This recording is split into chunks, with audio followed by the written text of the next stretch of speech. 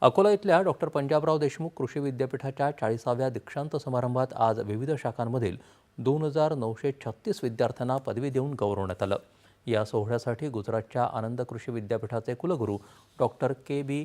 कथिरिया प्रमुख पाहुणे म्हणून उपस्थित होते।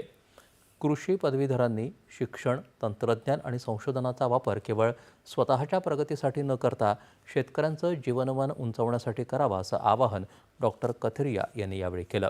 या कार्यक्रमात BSc कृषी अभ्यासक्रमाच्या सर्वाधिक 1,986 विद्यार्थ्यांसह उद्यानविद्येच्या 198, वनविद्येच्या 45 आणि कृषी जैवतंत्रज्ञान विषयाच्या 86 विद्यार्थ्यांना पदवी देण्यात आली। तसंच 48 संशोधकांना PhD पदवी प्रदान करण्यात आली।